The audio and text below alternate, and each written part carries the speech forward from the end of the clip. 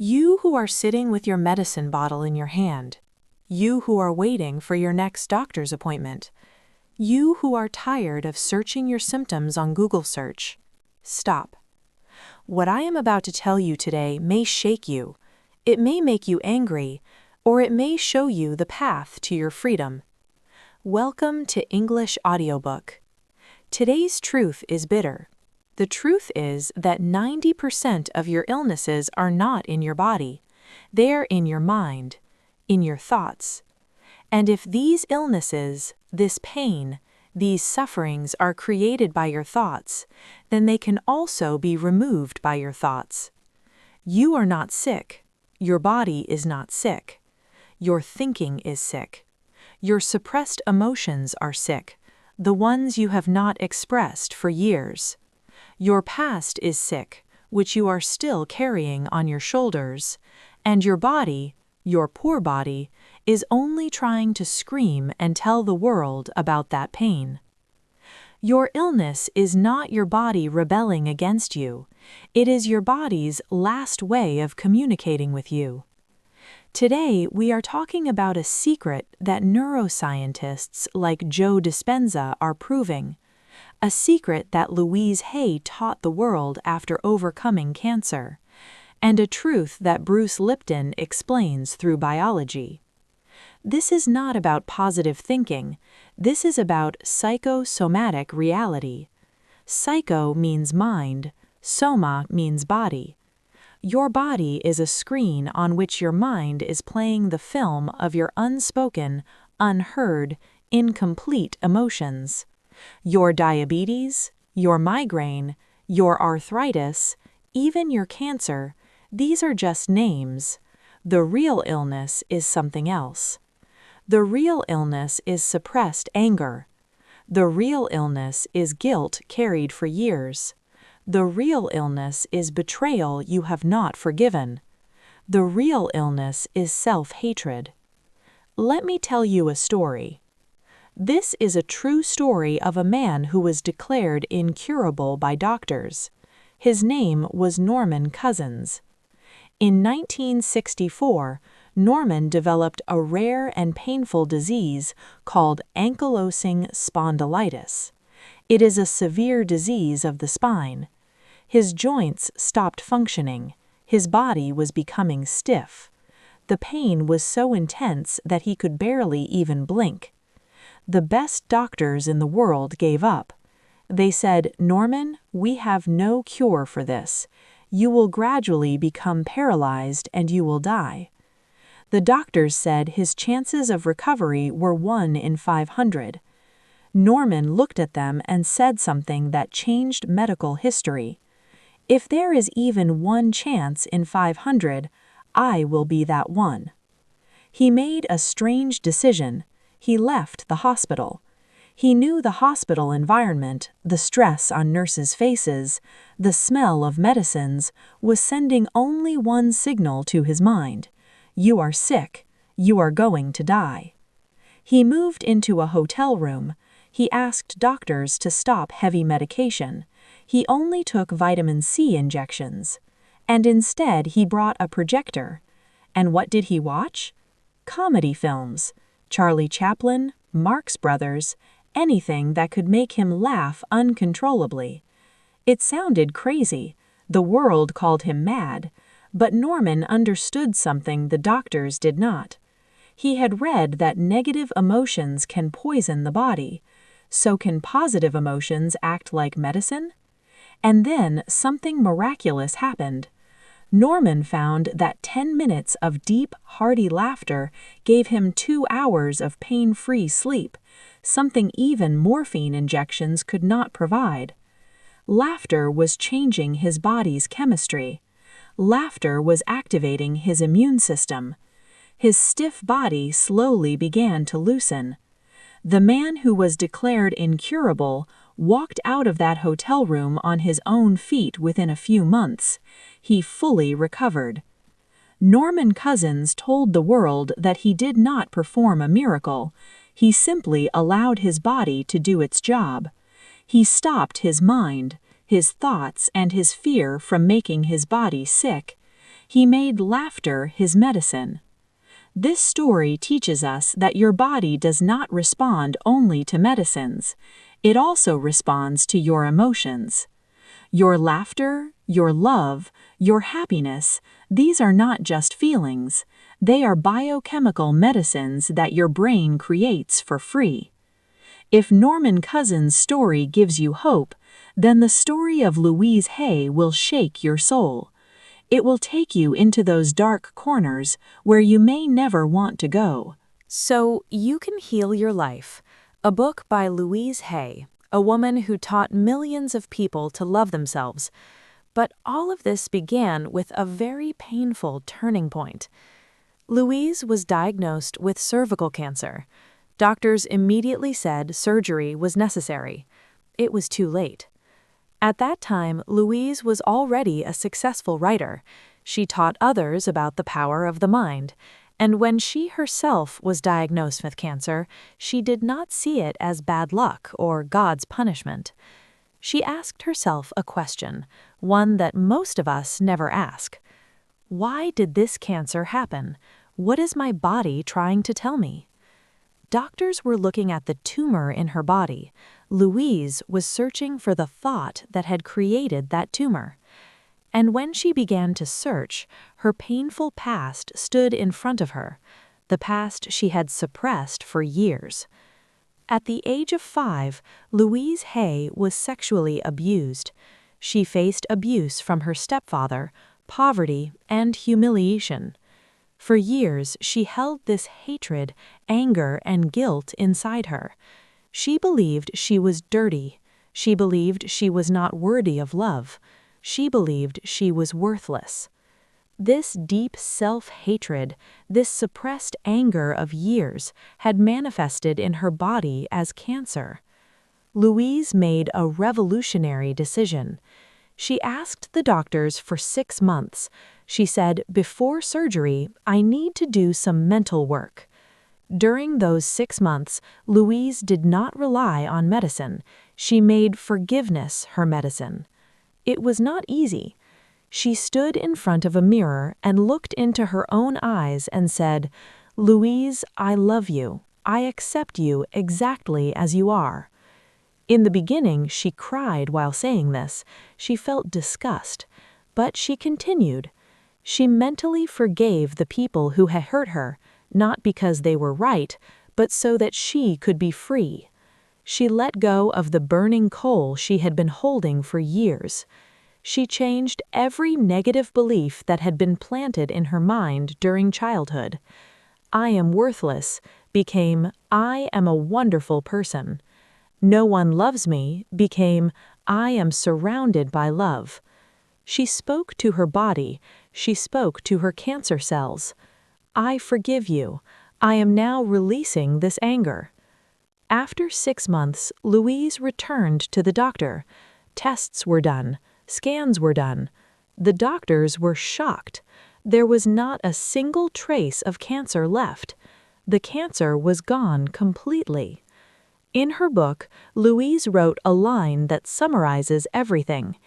If we are willing to do the mental work, almost any disease can be healed. The treatment for your illness is not only in the hospital. It is hidden in your past, in your suppressed emotions, and in your refusal to forgive. So, is this just a good story? Is this just the magic of positive thinking? No. This is neuroscience. This is quantum physics. This is epigenetics. And one of the leading voices of this revolution is Joe Dispenza. Joe Dispenza himself is a living example. He has spent his life understanding this and has shared a powerful truth. Number 1, your personality creates your personal reality. He says that 95% of your life runs on subconscious programs. Your habits, your emotions, your thoughts, they are automatic. For years, you have been thinking in the same way. For years, you have been feeling the same anger, fear, and sadness. Neuroscience says that if you have reacted with anger for 30 years, your brain has built a highway of anger. That circuit becomes so strong that you no longer need to think to feel angry. It happens automatically. And what happens when you feel anger, fear, or stress? Your brain sends a signal to your body, there is danger. Your body immediately goes into fight or flight mode. It fills with stress hormones like cortisol and adrenaline. For a short time, this is useful for survival. But if you stay in this state all day, every day, thinking about your boss, your loan, your broken relationship, your body keeps bathing in these stress chemicals. And when the body is constantly in stress, it stops healing, it stops growing, it focuses only on survival. Your immune system weakens, your digestion gets disturbed, your healthy cells begin to break down, and one day a doctor gives it a name: diabetes, hypertension, cancer. Joe Dispenza says disease means you have been living in the same emotional state for years, and now your body is saying, enough. So what is the solution? Change your personality, break the highway of anger, and build a new path of peace. And how will that happen? Through meditation. Meditation does not mean stopping your thoughts. It means observing your thoughts. When you sit in meditation, you interrupt your automatic programs. You step back from anger and become the observer of it. And the moment you observe your old thinking, you are no longer its slave. You can change it. You can rewire your brain. You can actually change your brain circuits. This is called neuroplasticity. But you may say, my disease is in my genes. I got diabetes from my father. I got arthritis from my mother.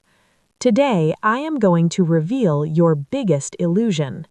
Bruce Lipton, a biologist, believed for many years that genes control our lives. What is written in your genes will happen. That is what we believe. But during his experiments, Bruce Lipton discovered something that shook the foundation of medical science. He found that genes are not the master. Genes are only a blueprint. Who turns genes on or off? Who sends signals to the genes? The environment. Lipton took a healthy cell and placed it in a petri dish. The cell was healthy. Then he changed the environment of the dish. He added toxic elements. The same healthy cell became sick.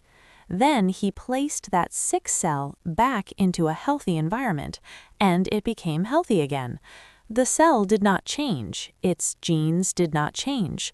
Its environment changed. Now listen carefully.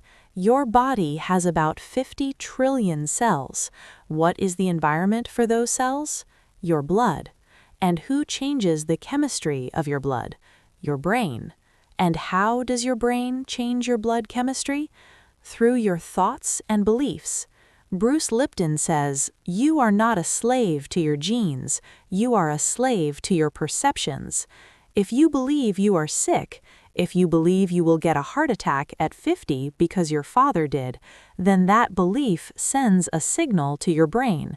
Your brain releases the same disease-related chemicals into your blood, and those chemicals turn on those genes. This is called epigenetics. Epi means above. There is a control above genes, and that control is in your hands, in your thinking. That is why the placebo effect works. Placebo means a false medicine. A doctor gives you a sugar pill and says, this is the most powerful medicine in the world. It will heal you. You take it with belief and you actually get better. Did the sugar pill heal you? No, your belief healed you. Your belief instructed your brain to produce healing chemicals. But there is also its twin, the nocebo effect. If placebo is positive belief, nocebo is negative belief. When a doctor tells you, you have cancer, you have only 6 months to live, and you believe it, your body starts working to make that belief true. Your brain begins to produce chemicals of decline. How many people do not die because of the disease, but because they believed they were going to die? Change your thinking, you can change your genes. So the question is, why do we think negatively? Why do we carry sick thinking? The answer is trauma. Bessel van der Kolk spent his life researching this. His book is The Body Keeps the Score. We think that what happened in childhood or years ago is over. We try to forget it. We bury it in some corner of our mind. But Sigmund Freud said, repressed emotions never die. They are buried alive, and later they come out in uglier ways. What are those ways? Depression, anxiety, panic attacks. And when you ignore these mental symptoms, they appear as physical illness in your body. That trauma does not stay only in your mind, it settles in your nervous system. The anger you wanted to express but suppressed, the grief you never cried out, the fear you felt in childhood, all of it stays with you. Your body is not your enemy, it is simply telling your unfinished story. Every pain, every illness is an unspoken truth, a suppressed emotion. The pain in your back? The pain in your back may be the burden of responsibilities. The pain in your knees may be the fear of moving forward. Your migraine may be the pressure of being perfect that you can no longer tolerate. Until you release that emotion, you cannot release that illness.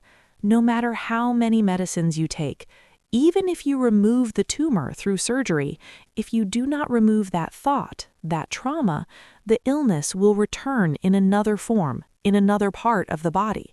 The cure is not outside, the cure is within. So what should we do? If our thinking is our illness, how do we change it? This will not happen by just thinking positively. You cannot fool yourself. You have to do the work, the inner work. Here are 5 steps. This is the medicine you have to create yourself. Step 1. Acceptance. Whenever you feel pain, anger, or fall sick, before searching for medicine, ask yourself, what is my body trying to tell me? What emotion is this pain connected to? What did I think or feel in the last 24 hours that made me sick? The moment you recognize the link between your emotion and your illness, 50% of the work is done. Step 2. Release. You must release the emotions you have suppressed for years. If you feel like crying, cry openly. If you feel anger, release it without harming anyone. Scream in an empty room. Hit a pillow. This suppressed energy must come out. The body needs to release this vibration. Step 3. Forgiveness, the method of Louise Hay. This is the most difficult and the most important step. Forgive those who hurt you, not because they deserve forgiveness, but because you deserve peace. Holding on to anger is like holding a hot coal to throw at someone else. You are the one getting burned. And most importantly, forgive yourself for your mistakes, for your unhealthy thinking. Step 4. Reprogramming, the method of Joe Dispenza. You have to break your old mental highways and build new ones. This happens through meditation and visualization. Every morning, sit with your eyes closed for 15 minutes. Observe your old thoughts and let them go with gratitude. Then imagine your healthy self. Do not just think it, feel it. Feel that you are completely healthy, your body is light, you are running with joy. Make that feeling so strong that your body accepts it as medicine. As Joe Dispenza says, make your body feel that it is already healed. Step 5. Love, the method of Bruce Lipton. Every cell in your body is listening to you. It hears your hate and your love. Practice mirror work like Louise Hay. Look at yourself and say, I love you. I accept every part of you. I allow you to heal. Do not hate your body. It is not your enemy. It is your partner. Give it love. Give it gratitude. Gratitude is the highest healing vibration. It can change your body's chemistry in a second. Today, we have come a long way. Norman Cousins taught us that laughter is medicine. Louise Hay taught us that forgiveness is surgery. Joe Dispenza showed us that meditation can change the brain. Bruce Lipton proved that belief can change genes. The essence of all these stories is one: the body listens to the mind. Your illness is not your end. It is a call to change. It is a signal that the way you were living and thinking is not working. Change. Your body is not betraying you. It is communicating with you. Listen to it today. Healing is not in a bottle of medicine. Healing is in your own consciousness. You are not a victim of your illness. You are the master of your body. I know this knowledge can change thousands of lives. This science can free people who have been living in pain for years. But I also know that most people will close this video and forget it. They will choose to stay in their old thinking. They will choose to stay in their familiar illness, because change feels difficult. But if you have listened to me for more than 20 minutes, you are not like most people. If you have reached here, it means you are ready to change. You are ready to be free. Give proof of your readiness. Right now, press the subscribe button of English Audiobook. This is not just a red button. It is a command to your subconscious mind. It is a declaration. I am ready to change. I am ready to take back my power. And to seal this decision, write a comment, not to show the world, not to show me, but to show your 50 trillion cells. I love my body. I am ready to be free. I love myself. Write it. Feel it. Let your cells hear this message. And finally, if while watching this video you thought of someone who is in pain, who is suffering, do not just share this video. Send them hope. Send them freedom. Thank you.